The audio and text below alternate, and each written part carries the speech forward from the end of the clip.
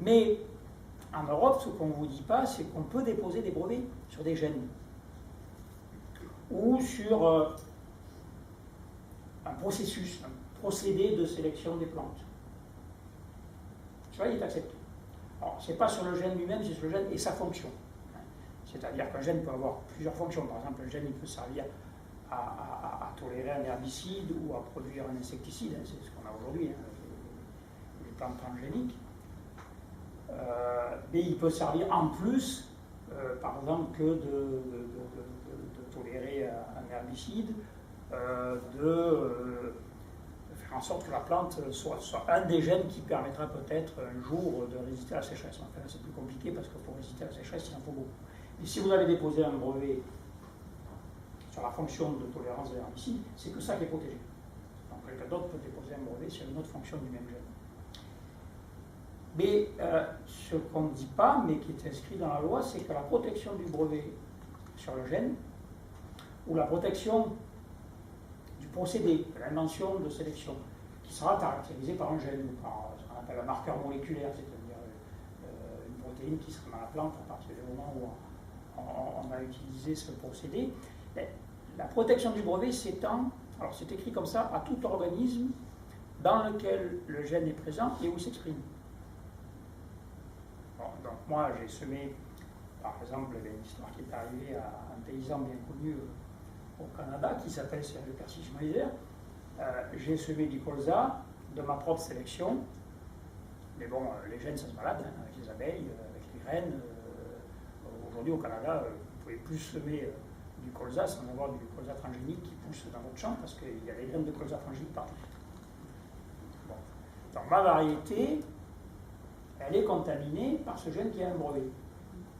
Et bien ma récolte, elle appartient au propriétaire du brevet. Elle ne m'appartient plus, je l'ai moi-même sélectionné, je l'ai récupéré de mon père, qui l'a récupéré de mon grand-père. Alors on a un petit peu échangé avec nos voisins, parce que bon, on fait ça aussi les paysans pour entretenir la variabilité de nos plantes, on fait aussi des échanges de semences. Et bien non, à partir du moment où une abeille ou le vent sera venu mettre un gène breveté dans mon champ, la récolte appartient au propriétaire de ce brevet. Donc ça, c'est des choses qui sont en train de se discuter en ce moment en Europe. Hein, vous avez peut-être entendu parler de la campagne contre le brevet sur le chou brocoli. Ça c'est connu, ou sur la tomate ridée. Alors je pense que peut-être ce procès contre le brevet sur le chou brocoli, on risque de le gagner. Donc c'est quoi? C'est une société d'ailleurs qui appartient à Monsanto. Bon, quand il y a eu le procès, Monsanto l'a vite vendu parce qu'il commence à avoir marque que son image de marque soit mal vue. En fait, il a remarqué que dans le brocoli, il pouvait y avoir certaines protéines à caractère nutritionnel, je ne me rappelle plus le nom, excusez-moi, mais qui peuvent être présentes à des taux plus ou moins variables.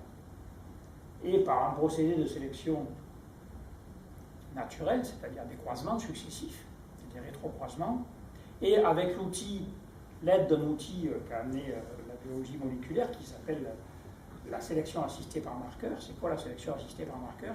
Le marqueur moléculaire, c'est une analyse très rapide qui, en l'espace de quelques heures, vous permet de dire si une protéine est présente dans une plante ou dans un organisme vivant, dans votre sang, dans des marqueurs moléculaires, on peut faire des analyses de tout. Et si la protéine est présente, ça veut dire que le gène qui code pour la protéine est présent. Donc en fait, c'est une analyse très rapide qui vous permet de dire si le gène y est ou s'il n'y est pas. Alors, quand vous faites des croisements, et bien, ma foi, si vous faites une analyse et que tout de suite vous savez si le gène que vous voulez récupérer est lié, ça va beaucoup plus vite. Donc ça permet, avant il fallait 15 ans pour sélectionner une variété, ça permet de la sélectionner en 2 ans ou 3 ans. Mais bon, ce n'est qu'une technique, ce n'est qu'un procédé. La protéine qui est dans le chou brocoli, elle peut y être de manière tout à fait naturelle. Ou par un mode de sélection tout à fait classique qui n'est pas brevetable, parce qu'il est connu de nos parents, de nos grands-parents, de nos arrière-grands-parents, ça s'appelle les rétrocroisements. Les paysans ont toujours fait cette chose-là. Et là, il a voulu déposer un brevet là-dessus, donc là on dit, bon, c'est quand même incontestable. Par contre, aujourd'hui, qu'est-ce qu'ils sont en train de faire? Finalement, Le monde naturel, c'est compliqué, physiquement. La vie, c'est compliqué, ça ne se reproduit jamais à l'identique. Vous déposez un brevet, il faut que ça se reproduise à l'identique. Donc si finalement on pouvait fabriquer les gènes, ça serait plus simple, parce qu'au moins on sait ce qu'on fait. Quand on fait, on vous dit par exemple le maïs BT, donc qui est un maïs insecticide transgénique, un OGM, on vous dit on a pris un gène dans une bactérie du sol. C'est pas vrai. On a fabriqué un gène. À partir de l'analyse génétique d'une bactérie qui, dans le sol, produit plus de 100 protéines insecticides différentes. Donc, énormément des BT brevetés, il y en a 95 aujourd'hui. Donc, dans la bactérie, il y a encore plus de gènes qui fabriquent des protéines insecticides. Là, on a choisi un de ces gènes et on l'a refabriqué par synthèse chimique. On sait fabriquer des gènes par synthèse chimique. Comme on fabrique de la vitamine C de synthèse, qui d'ailleurs n'est pas la même, il n'a pas les mêmes vertus que la vitamine C naturelle. Mais de la même manière, les gènes de synthèse, ils ne font pas des protéines exactement les mêmes que les protéines fabriquées par les gènes naturels. La protéine du maïs BT, ce n'est pas exactement la même que celle qui est fabriquée par la bactérie BT. Et par contre, celle-là, je la maîtrise. Je l'ai fabriquée, elle est à moi. On ne peut pas dire que c'est une découverte, c'est une invention puisque je l'ai fabriquée. Bon. Aujourd'hui, on est là, on sait faire ça. Ce qu'on a plus de difficultés à faire, c'est faire tous les gènes d'un même organisme. Bon, on sait, on est arrivé à faire une bactérie où on a fait tous les gènes de cette bactérie, elle est arrivée à se reproduire. Hein, c'est un fou qui s'appelle De Winter, qui est américain, qui a inventé donc la biologie synthétique, c'est ça, hein, on va fabriquer tous les gènes d'un même organisme. Et c'est un peu compliqué parce que les gènes, ils ne sont pas posés comme ça en vrac, les uns à côté des autres. Ils ont tout un tas de relations entre eux qui permet à un organisme vivant de continuer à être en vie. Et dans les bactéries, on arrive à savoir à peu près à quoi servent tous les gènes. Donc on est arrivé à faire une bactérie au monde aujourd'hui, pas plus. Et déjà dans les plantes, et nous encore plus, la majorité des gènes ne sait pas à quoi ils servent. Donc c'est assez difficile de les organiser entre eux quand on ne sait pas à quoi ils servent. Donc ils n'ont pas encore fait des plantes entièrement synthétiques. Mais c'est quand même ce qu'ils veulent faire. Bon, mettez-vous à la place d'une société qui a investi des milliards pour fabriquer soit une plante entièrement synthétique, soit une plante avec pas mal de gènes synthétiques, et qui est concurrencée par des plantes naturelles.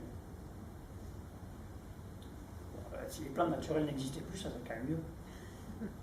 Parce que les plantes naturelles, elles se reproduisent gratuitement, c'est vraiment emmerdant, parce que ça fait une concurrence qui est inacceptable. Et bien donc on va les interdire. C'est ce qui s'est passé en France avec le catalogue de semences. Hein, si vous avez la variété qui est inscrite au catalogue, vous ne pouvez pas vendre des semences. Et comme par hasard, sur le catalogue, il n'y a que des variétés qui sont protégées par un certificat d'obtention végétale ou un brevet. Mais maintenant, on va beaucoup plus loin. On nous dit qu'il y a un problème avec la planète, là, elle se réchauffe, il faut la refroidir. Donc il faut des forêts. Il faut protéger la forêt parce que sinon bon, à côté de ça, vous avez quand même ça rapporte de l'argent de détruire la forêt. Ça fait du bois, ça permet de faire du soja transgénique. Quelques années, les sols sont détruits. Bon, on va détruire encore un peu plus de forêt, on fait du soja transgénique. Mais bon, le soja transgénique, ça ne va pas stocker du carbone. Alors, ouais, ça c'est embêtant. Par contre, si on fait du palmier à huile pour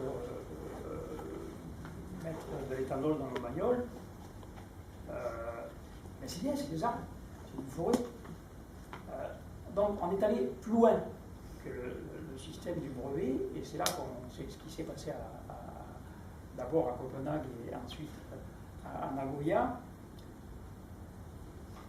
Derrière le brevet qui permet de s'approprier, alors aujourd'hui on ne va pas s'approprier, on peut s'approprier les variétés de palmier à huile, et on va surtout s'approprier le procédé industriel qui permet de transformer n'importe quel branchage en éthanol pour mettre dans une bagnole. C'est ce qu'a fait par exemple Chiral, qui est de la recherche publique française, hein, c'est l'équivalent d'INRA qui travaille pour les pays du Sud. Il a déposé un brevet pour transformer les branchages en huile. C'est pas anodin comme ça. Mais si vous voulez faire des agrocarburants avec les branches de tous les arbres français, si vous voulez qu'industriellement soit rentable, vous allez faire 2-3 usines en France. Je ne sais pas si vous voyez en termes de transport, s'il faut transporter toutes les branches des platanes ou des arbres ici. Ça, c'est pas possible. Donc on va faire les petites unités industrielles qui feront de l'huile, on transportera de l'huile. Et celui qui a le brevet sur l'huile, là il est sûr de gagner de l'argent. Donc là on voit bien que le brevet à quoi il joue. Et puis l'invention qui est venue après, c'était le marché du carbone. Je détruis une forêt. Bon, j'augmente le carbone dans l'air, donc je vais payer. Ça me permet de détruire la forêt. Comme ça, on ne discute plus de savoir, on ne va pas faire d'enquête d'utilité publique pour savoir si je peux détruire la forêt ou non. Hein, vous savez que chez nous, dans les départements du Sud, et je crois chez vous aussi d'ailleurs, il y a des histoires avec les gaz de schiste. Alors là, ils n'ont pas encore inventé le truc, mais alors là, vous allez protester, il y aura une enquête d'utilité publique, peut-être vous arriverez à l'arrêter. Mais avec le marché du carbone, pour les forêts, c'est fini. Du moment que je paye, j'ai le droit de détruire la forêt. C'est pas mal, quoi. Mais après, je vais planter des palmiers à huile. Ah, c'est bon pour le climat, ça. Alors, les peuples qui vivaient dans la forêt, ils dégagent. Je ne vous dis pas le carbone stocké par les palmiers à huile par rapport à une forêt primaire, ça n'a rien à voir. Hein. C'est à peu près 200 fois moins, et puis de toute façon, le palmier à huile, quand il aura fini de produire, on l'arrachera. Mais je vais récupérer l'argent que j'ai payé pour avoir détruit la forêt. Et sur la biodiversité, et je finirai par ça sur Nagoya, c'est pareil. On va donner une valeur à tous les services que nous rend la biodiversité. Bon. Là, un exemple, il est réel. Il y a des gens qui ont osé dire ça. Ça s'appelle des gens qui travaillent à la Commission européenne. Les abeilles rendent le service. Pour les cultures, c'est quand même 75% de aliments qui ont besoin des abeilles. Alors, j'ai plus les chiffres en tête, ça coûte des milliards. On va chiffrer le service que rendent les abeilles pour polliniser. Et si demain on a une plante ou un insecticide qui détruit les abeilles, c'est pas grave. Ils vont payer le coût du service de la pollinisation. Et puis on ira polliniser. Alors je ne sais pas, il y a peut-être vu le film en Chine où on voit les paysans là, qui vont polliniser les arbres eux-mêmes parce qu'ils n'ont plus d'insectes. Bonjour s'il faut le faire comme ça, mais bon, peut-être qu'on va lâcher des pollinisateurs. Ils sont même en train de chercher à fabriquer des abeilles résistantes aux pesticides. Je ne sais pas si vous voyez le truc. Hein. Oui, il y a un dépôt de brevet aujourd'hui sur des abeilles résistantes aux pesticides. Ce qui veut dire qu'on va tuer tous les insectes, il ne restera que les abeilles résistantes aux pesticides. J'espère qu'elles ne vont pas en plus nous filer la malaria ou le maladie multiple. Mais ça n'en fait rien, on s'en fout. Et donc, avec ces systèmes de marché de compensation qu'on est en train de créer, et le brevet qui est derrière, finalement, qu'est-ce qu'on est en train de faire? On est en train de fabriquer tous les outils qui vont justifier la destruction du monde vivant dans lequel nous vivons. Bon, alors là, j'ai pris la biodiversité, la forêt, les plantes, etc. Pour le remplacer par un monde breveté. Et le monde breveté, c'est un monde artificiel. C'est un monde, puisque justement, Monsanto, il ne peut pas breveter son chou brocoli là. Enfin, c'est une sous-société de Monsanto, il s'appelle plus comme ça. Bon, ils ne peuvent pas déposer le brevet sur un chou naturel. Donc il faut qu'ils fabriquent un monde complètement artificiel. Donc ça veut dire qu'on est en train, aujourd'hui, avec ce système du brevet, et ça nous concerne tous, d'aller droit vers un monde synthétique, vers un monde sorti de l'ordinateur, complètement artificiel. Donc voilà à peu près les évolutions du débat international depuis que ce film a été tourné, et j'espère que Marie-Monique va pouvoir nous faire l'épisode suivant, parce que ça devient vraiment calamiteux, ces histoires de biologie synthétique. Donc je ne sais pas si vous avez peut-être un petit peu complexe ces choses-là, mais je crois que c'est quand même important de se rendre compte qu'on a affaire à des fous. Non, mais je pèse mes mots. Moi, je les fréquente. Je suis dans les comités d'experts sur les OGM ici en France. Je vous garantis qu'on a affaire à des gens qui vous disent mais c'est pas un problème, la science trouvera toujours une solution.